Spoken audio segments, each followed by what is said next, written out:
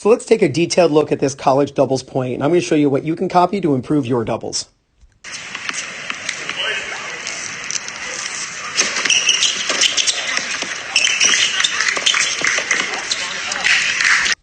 So first I want to say that I'm a big fan of when teams serve and volley because they can get both players up. Both up is a much better way to play over an extended period of time than one up, one back. And when you get a team that's constantly playing both up against a team who plays one up, one back, the both up team is going to dominate. So here's the serve and volley, and you'll see the player comes forward, right? So now they're creating a wall at the net. But I want to show you how to get to the net. The first thing to understand is you must split step in no man's land. You're not going to be able to get up to the service line or farther in by the time the opponent makes contact with the ball. You should be split stepping every time your opponent hits. And unless your serve goes really slowly, which in that situation you wouldn't want to serve and volley anyway, but you're only going to get to around the middle of no man's land, which you can see here. That's where he's split stepping. Watch the server, takes 2 steps and then split steps. And he has to split step because that's when the opponent's making contact with the ball. So you have to split step. And the landing, by the way, of the split step is just after your opponent hits the ball. You want to be airborne. I'll show you this. You want to be airborne as your opponent hits. So look, there's the ball being struck. And the server is airborne. Now he lands. It actually synchronizes the brain with the feet so that your reaction time and you react to where the ball is going mentally, right, with when your feet hit the ground. And it allows you to quickly move into any direction. He's in the middle of no man's land while this is occurring. Just look at old footage of Wimbledon and you'll see where the wear out marks are of the split step in the grass, and it's in no man's land, which is not wrong. Now, because of this, because the server is coming in, the returner knows he has to get the ball low and make it land around the service line. If you can get your return to land around the service line or just past the service line, you're going to be getting it low to the server's feet. And you will see that's exactly what he does. He gets the ball to land just in front of the service line, and he gives him a half volley. Now, before we go any further with this, what I want to do is I want to show you the net player. Now, I really wish the net player was standing back here. I think he's a little too close to the net. When you're this close to the net, you don't have much reaction time to a ball blasted right to you or down the line, and you don't have the coverage in case the ball goes over your head, especially since your partner's going forward. So I would much rather have this partner in the middle of the box. I think he's a little too close. But that being said, I do like that rather than being too far to his right or too far back. If you are going to make a mistake, being too close would be the one to have. That way you can poach and you can, any frame shot can still like dribble over the net. I want to show you the serve and how it's jamming the returner. When you are the net player and you're looking at the returner, when you see the returner getting jammed, you need to cover this center doubles window. This window, by the way, is where the vast majority of balls go in doubles. A small majority of balls actually go to the alley. The vast majority of balls go through this window. It's really literally like a window where the ball goes through this center area. So since the net player sees the returner in trouble, he then scoots to his left to cover more of the middle. It's going to be very difficult, and just look at the returner. It's going to be very difficult in this situation for him to just rip it down the line. If it were to go down the line, it would most likely be a mistake. It would not actually be on purpose. So he's going to give up the alley, and he's going to assume the ball's going to get pulled cross court, especially because it's an outside ground stroke. When the ball's on the outside of the body, near the outside of the court, the ball is typically hit back cross court. We'll talk about that in a couple seconds here about inside and outside ground strokes. But the guy's in trouble and he's got an outside ground stroke. The ball is most likely going to get pulled cross court. So you can see him make the move to try to get it. Now, he does not get this ball, but he accomplishes something very important. And I wish he would go a little more in and angled. He goes too laterally, but he does something very important. The net player here who's going for the ball scares this guy. See, when you're on the service line as the returner's partner. If the return is hit perfectly to the feet of the serve and volleyer, you're actually supposed to move forward and attack. But the problem is this guy has to wait to see if the net guy who's poaching hits the ball at him. He has to wait, so he actually cannot go forward. So even though this player sees the ball at the feet, his reaction time isn't quick enough because he's afraid of this guy nailing the ball right at him. So something to learn here is when you are at the net and the ball is hit cross court, don't be afraid to go for the ball even if you don't hit it.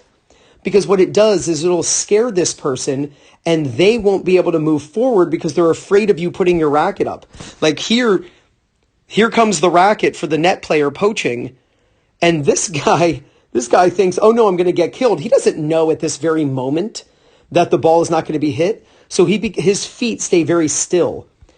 If the net player were to just stay right here and not move, and the ball is hit cross court at the feet of the serve and volleyer, the net player on this side could start moving forward and attacking and could have possibly poached this half volley. So this is such incredible strategy just in the first two shots in a doubles point. There's so much going on. So you really want to understand your job. Everybody has a job. The server has a job. The returner has a job. The net player has a job. The returner's partner has a job. You got to know your job. You got to know the other players' jobs. And then your job actually plays off of theirs. So the return is hit low to the feet. Now, because this player attacked and tried to poach, they are completely out of position for this next shot. And he is really close to the net. So he is in major trouble. When you are playing doubles and you have a half volley, you have to lift the ball, your partner's really tight to the net, you need to buy yourself time. You need to buy your partner time so that he has or she has time to recover and get back onto their side of the court. So when you have a half volley in doubles or a low volley, it's best the vast majority of the time to hit the ball back to the person who's farthest from you. Because if you were to hit the ball, I should make that green as in the right shot. If he were to pop this ball up to the net player is going to nail the partner at the net. So when you are playing doubles, you have to know if your partner's out of position, and this guy is out of position. So the ball must go back cross court. That buys the net player time to move over, and that's exactly what he does. He hits the ball cross court, and then look, that gives the partner time to move all the way back. So that's a really great understanding of what to do in that situation. It would have been incorrect strategically to hit this ball straight ahead because he would have hung his partner out to dry because that next ball would have crushed right at him and he would have had no time to react. So hit the ball to the person farthest from you when you have a low ball and you can't end the point and you're going to have to pop it up. Hit the ball to the person farthest from you so you have the most amount of time to then what? He can actually come into the court himself. He gives his partner time to move over. This is great. Now, we talked about inside ground strokes, outside ground strokes just a few seconds ago. Okay, so an inside ground stroke is a ground stroke that's on the inside of the court. So this being, let me make it yellow. This is trying to make a circle here. This is the center of the court. This is the inside of the court. And this is the outside of the court. So this player hitting a forehand, this is his inside ground stroke. Inside ground strokes in doubles are often ripped down the alley. Whether it's a forehand or backhand, it doesn't matter. Players, when they get inside ground strokes, their brain tends to think, I'm going to hit this ball down the alley. So the net player here has to realize that it is an inside ground stroke and that the ball most likely is going to, not most likely, that it is an increased percentage or increased chance that the ball is going to be ripped down the line. So the deuce side player needs to shift a little bit to cover the alley. And then the ad player is going to worry about the middle and the outside. Now, you'll see this player move over, but the ball is not hit down the alley. The ball is hit down the middle, which is actually the preferred shot. I would prefer in this situation that the ball does not go down the line. I'm so glad he didn't rip it down the line. You'll see this partner on the other side of the court is at the net.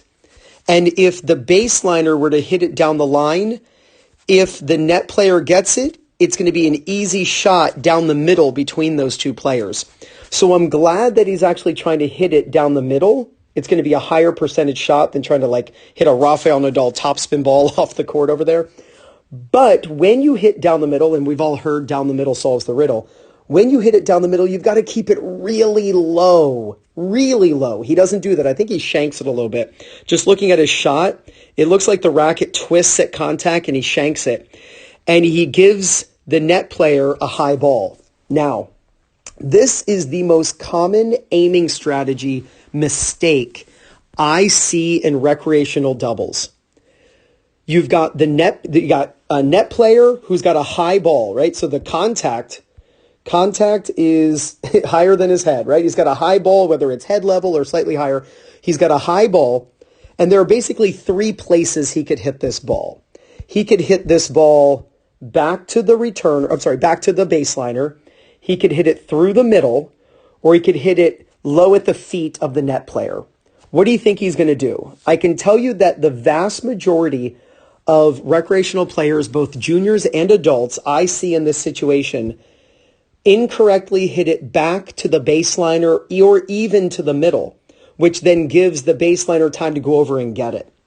You need to hit this ball at the feet of the net player. You have to do this because he has less time. She has less time to react to this ball. And basically, this is like dodgeball. If you think about dodgeball in physical education class or gym class when you're a kid, and you're looking for the person closest to you who has the least amount of time to react. Now, in no way, shape, or form are you trying to hurt this player. You're not aiming for their face. You're not aiming for their chest. Just aim for their feet. Aim low to them. And that's exactly what he does. You're not trying to hurt them. You're just trying to hit it low to them. And that's what he does. And he actually hits the guy in the leg, and the point is over. So let's watch the point again in its entirety, but I'm going to actually show it to you in slow motion so that you can see it in a way that allows your brain to kind of catch up with what we already talked about, and then I'll show you at full speed.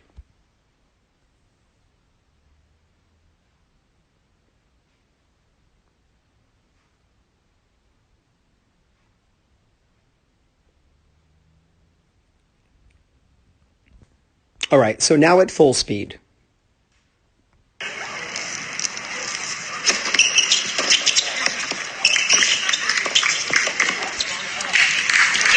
Thanks for watching. If you have any questions, throw them in the comments below and be sure to tag your doubles partner.